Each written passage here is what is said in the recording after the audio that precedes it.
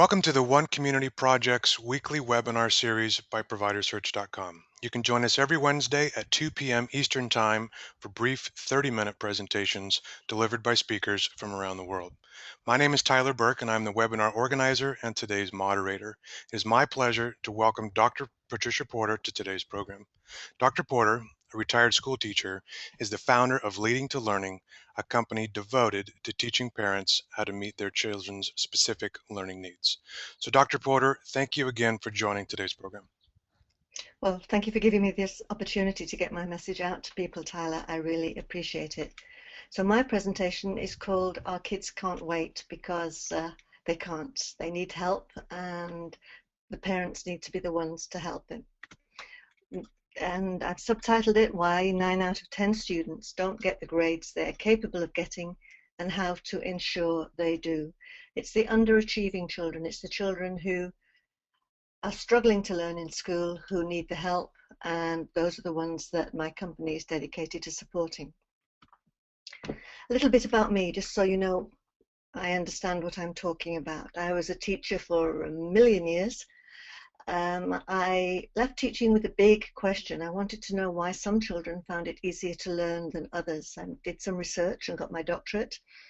And I had been fortunate to get some special training while I was a teacher, which really helped me understand children's learning issues.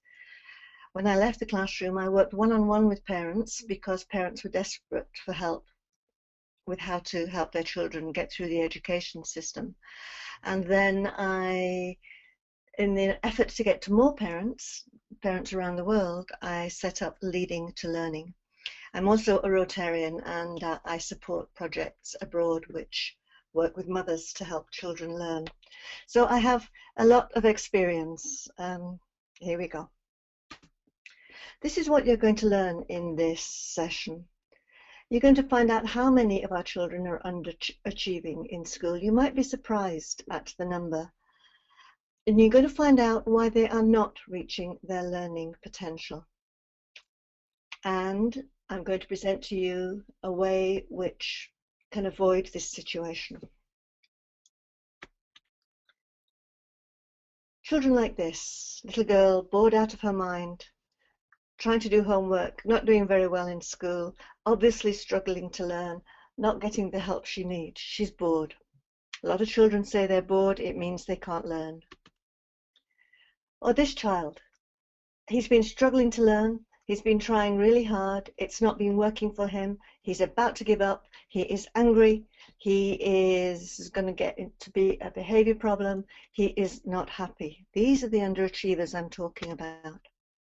Or even this child, he's confused, he doesn't know what's going on in school, he's trying to keep up, he's doing everything he's asked, and it's just not working. Children who have the potential to do better than they actually are doing. But it doesn't just affect the children. Parents get caught in this trap as well. Parents try to help their children with homework and they get confused and they get frustrated. Well, they get like this woman, you know, what is happening? What is going on? What is the problem with my child? What is the problem with the school system? Why is this happening to him and to our family? I'm sure you've met a situation like that. Nobody really knows what percentage of children are underachieving in school. The research that I can find points to about 25%, but from my experience and from talking to other teachers, it's much, much higher than that. I think 25% of children are serious underachievers. Everybody seems to know that they are underachieving, but doesn't know what to do about it. But I would suggest that it's 9 out of 10 children who at some time in their school career are not reaching their learning potential. They are underachieving and they're managing to hide it quite well. So this is an enormous problem. That's why this webinar is entitled Our Kids Can't Wait. We are talking about a large number of children. This is what people see. They say, oh, my kid is lazy, he's just not working, he's unmotivated, he doesn't want to learn. A big thing teachers say, if only your child could focus more, he would do better in school. Another one parents tell me, my child is a late developer, the teacher has said he will catch up, it's too early yet to start worrying. And children avoid work, they become behavior problems, they stop trying. Children begin to hate school, they say they're not interested, they're bored, they become easily distracted, they don't listen, and they give up easily. These are all signs that children are underachieving in school. The reality is that these children are trying really, really hard. Unless they've been trying for a long time and given up, they are trying really, really hard to work. The problem is that they don't know how to learn. They don't know what to do. Let's talk about the learning process a little bit. And I want to talk about it in terms of 3 steps. And I want to start at the top, what we all hope will happen for the learning process. We all hope that children will gain understanding or mastery of what they are learning. And I've added a little aside there. Think of it in terms of learning to drive. The peak of learning to drive is that you've got road sense. You're safe on the road and you can drive well with other people. In order to get to that level of mastery and that level of understanding, you need information. You need information in order to understand a subject, in order to make a subject work for you. In terms of driving, you need to understand the rules of the road. You need to know how the car works. This is all information you need to be able to access before you get to be able to understand what it is you're trying to learn. But then there is another step to the process of learning. In fact, the very first step, and I call it skills. You need skills in order to be able to absorb the information you're given. And if, again, we think of driving, the skills you need are you need to be able to coordinate your body, your feet and your hands. You need to be able to pay attention to what is happening around you and to the signs. And you need confidence in being able to drive. These are basic skills you need before you can get to the higher stages of learning. There is a missing piece in the process. Teachers are very good at helping children gain information and helping them understand the information, but they're not very good at helping them develop the basic skills. And it's the basic learning skills which are the missing piece. The problem is that we assume when children go into school, and I say we because I'm a teacher, was a teacher, that children have the skills they need to be able to learn. We assume that somehow they have developed all those basic learning skills, the skills of being able to learn, the emotional skills they need, the physical skills they need, and the cognitive skills they need to be able to learn. And it just isn't so. Parents help children develop these skills, but they don't help them develop them in a particularly systematic way. Children learn them by watching what their parents do and behaving like their parents. But if these basic skills are missing, children start to struggle to learn. They have many, many wonderful ways of getting around the problem, but basically learning for them, it becomes very, very difficult. And that is the reason children start to underachieve. Now, why parents? Why am I putting all this emphasis on parents helping children? And it's because, again, going back to those 3 levels, it's because teachers concentrate on the second 2 levels, the information and the mastery levels of the learning process. They don't have time or the energy to concentrate on the first level, the developing the basic skills. Some of them do it, but they do it by chance rather than by design. So parents are the ones that have to be responsible for this. And what is interesting is that everybody knows parents are important, but research shows that up to 80% of a child's success in school, 80%, depends on what parents do at home. Now, this doesn't necessarily mean parents helping with homework. It means the way parents help their children develop the skills and the attitudes they need in order to be able to benefit from their schooling. So this is why I work with parents. They are incredibly important. Parents, this is what my research showed, parents need to give children three types of support. They need to help children develop their learning skills. Many parents do this automatically, but as I said, they don't do it systematically. And this happens way before school. So this is a big responsibility for parents.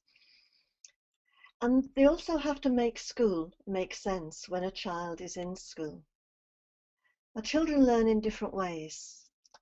In fact, children have 8, maybe more different kinds of intelligence, according to Gardner, and it's a well-accepted theory. And they use their intelligence to help them learn, their type of intelligence they have to help them learn.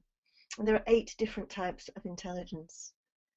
The problem is teachers teach in 2, maybe 3 of these ways. Teachers use words, they appeal to verbal intelligence, they do things systematically, they appeal to children with logical, structural intelligence, and many teachers try to include some visuals and some experimentation which can appeal to one of the other areas of intelligence. But if your child is intelligent in one of the other 5 or 6 ways, he's going to struggle to understand clearly and simply how the teacher is teaching. You cannot change the way the teacher teaches. Trust me, I've tried. What you have to do as a parent is help your children develop the strategies that adapt the way he's being taught to the way he learns. I've noticed that in grade 3, between grade 3 and grade 4, when children move from a more holistic, pictorial, visual way of presenting information into a more verbal, textbook-based style of learning, many children struggle in grade 4 because they're not used to the new way of being taught, and they need to be helped to learn strategies to handle that. And then the third way parents can help is to provide catch-up. Now, parents know about this way and they use this often. This is when they go to tutors and to tutoring services and pay a lot of money, spend a lot of effort in order to give their children what I call more school. The issue here is they need to provide catch-up that works. They need to match the catch-up, the tutoring service that they provide, with the way their child learns best. Otherwise, they could spend forever paying for this service, when in fact, if you match the support to how the child learns, things should move fairly quickly, both for the child and inexpensively for the parents. Those are 3 ways parents need to support children, and they need to do it in that order. You need to check that children have the skills they need. You need to check that the way they're being taught matches how they learn. And then, because underachievers will have missed out, you need to provide catch-up that works. The problem is, even though those 3 things are not difficult to do, parents don't have the information they need to make the right choices. That's why they tend to jump to number 3, provide extra support, get a tutor, because they think that more school will solve the problem. But they need more information. If they don't have information and they make the wrong choice, which I have seen so many parents do, the children miss out, they don't get the support they need, and in fact they end up failing. These are the long-term underachievers. This is when kids become frustrated and upset, and parents become angry and confused, and family life starts to suffer, and it really needn't be that way. This is a situation that has to change. So this is what we need. This is what parents need. They need an easy-to-use, readily accessible, affordable process that gives them the information that they can use to help their child succeed. It doesn't seem a lot to ask, but if we think about what's available at the moment, parents can send their children for an individual learning assessment that can cost between $2,000 to $3,000. They can put their child on the waiting list, or the school can put their child on the waiting list for psychological educational assessment at school. And I know the waiting list can sometimes be as much as 3 years for that, by which time a minor problem, minor difficulty has become a major problem. Or they can accept the assessments, the good assessments, which tutoring services do and tutors do in order to, before they start putting their children on a specific program. The problem with all these assessments is they're not necessarily geared to helping the parent. They are geared to, in the school's case, to helping the system help the child. In the private testing case, they don't measure the skills that parents can help children develop. They measure different kinds of skills. And in the case of the tutors and the tutoring service, they measure stuff which is directly relevant to the kind of program they're going to give the child. And we don't even know whether that program is going to be useful for the child or not. So this is why, after a lifetime teaching, working with parents, understanding the problem, feeling really bad about all these children who are really trying hard to achieve in school and are not making it, I created the Pathfinder process. I took my skills of diagnosis from the classroom and I put this process online, made it based on parents' knowledge of children and of what parents want their children to achieve, so that it really uses the parent's support. It gets that 80% of success slotted into the child's career. And it's just a 5-step process. And what it does is it diagnoses children's learning needs, and it provides parents with a tangible roadmap to their child's success, proven practical strategies that they can use, that they can take and use within the home, that can make a tremendous difference to their child's learning. These are some of the results. You can improve your child's grade levels by up to 3 grades, sometimes in as little as a couple of weeks. I've seen this happen. It certainly improves children's self-confidence and self-worth. I've seen children grow in front of my eyes. When a child knows why he's struggling to learn, and it's not his fault, and that there is something that can be done about it, suddenly everything becomes a big relief and much easier. They stand up straighter, they are ready to do the little bit of extra work, and they feel much better about themselves.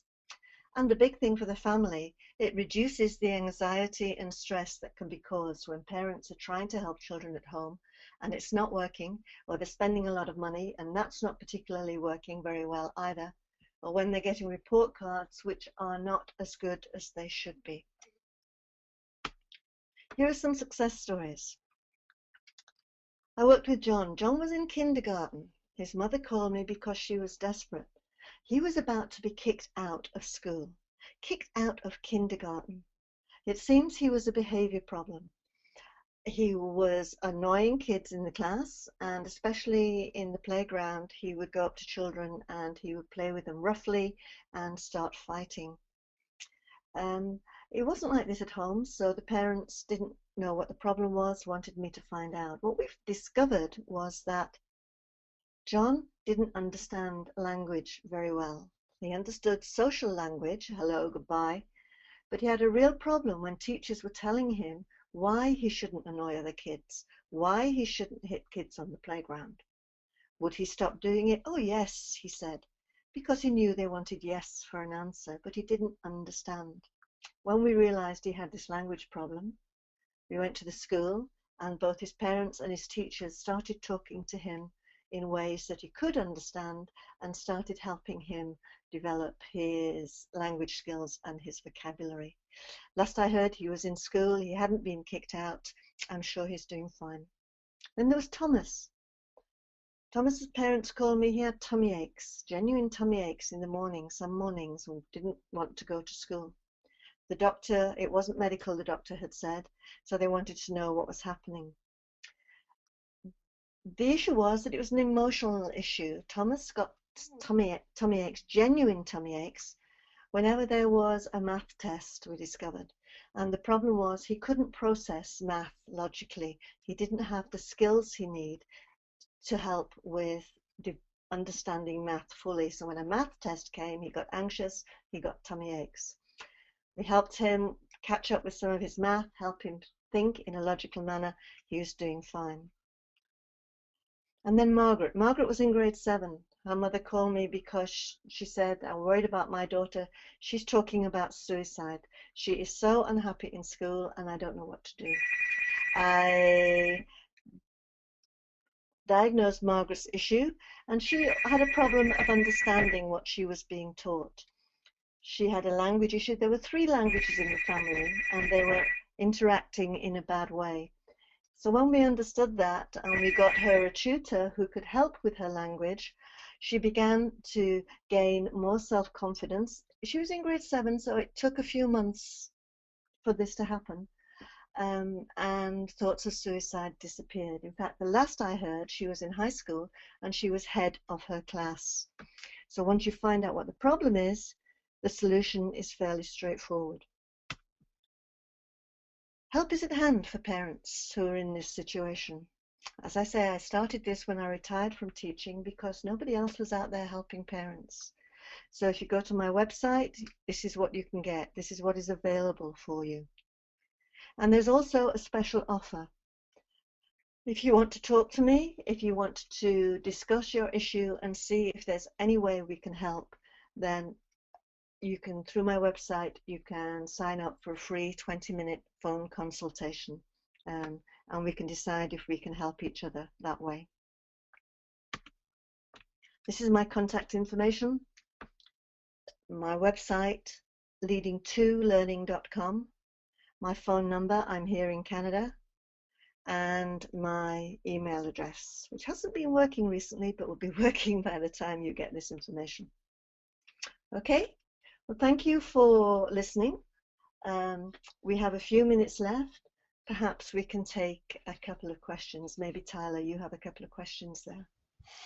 We do. So why can't schools help these students, and why do parents have to be involved? Schools can't do it all. Schools try to help these parents. I'm not against schools here. They do their best. But a teacher has 30 children and it's difficult to attend to individual children's needs. And to be honest, they often think that if children are struggling to learn, it's the children's responsibility to do something about it. When in fact, somebody should be finding out what the issue is. And to be honest, it's their job to teach the curriculum. That's what they are paid to do. They have a guideline about what they have to teach. And it takes a full school day and a full school year to get through that curriculum for parents. And to be honest, most teachers assume that kids have the skills they need to be able to learn when they come into school. I did. When I was a teacher, I just assumed that kids knew how to learn. It was a big aha moment for me when during my training I realized that children have to learn how to learn and that they need these skills in order to be able to learn. So yeah, schools try, but there's a limit to what they can do. And this is why parents have to be involved. Okay? All right. And the other question is, how does a parent know if their child is underachieving in school? Ah, this is interesting. What I say is mums know. I often find that it's mothers who are the first to get a gut feeling that something is not right. They may not be able to define what's not right. It may just be a change in behavior, a change in attitude. Their children is bored, they feel uneasy about something, but they tend to know way before anything gets picked up at school that a child is underachieving. What worries me is when parents say he's lazy, or the teacher says he's unfocused, or he's just not trying hard enough, or he just won't do his homework, or he won't talk about school. Um, they know something's wrong, but they think it's an issue with the child, when in fact it's an issue with his or her inability to learn. So I say to mums when I give talks to parent groups, I say, trust your instincts. If, in my experience, if mums think there is something wrong, 99.9% of the time, there is something wrong, and they need to follow it up. I've worked with so many parents who said, my child is in grade 6 now or in grade 8 now, and I knew there was a problem when he was in grade 2, but the teachers ignored it. So the more I have been working with parents, the more I believe and I trust in their instincts. So I say again, if the mums or the parents think there's a problem, there is, and they need to do something about it. Okay? Wonderful.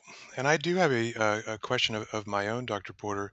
A Would you? significant amount of our network are dealing with children or their own children have some type of a special need or developmental disability.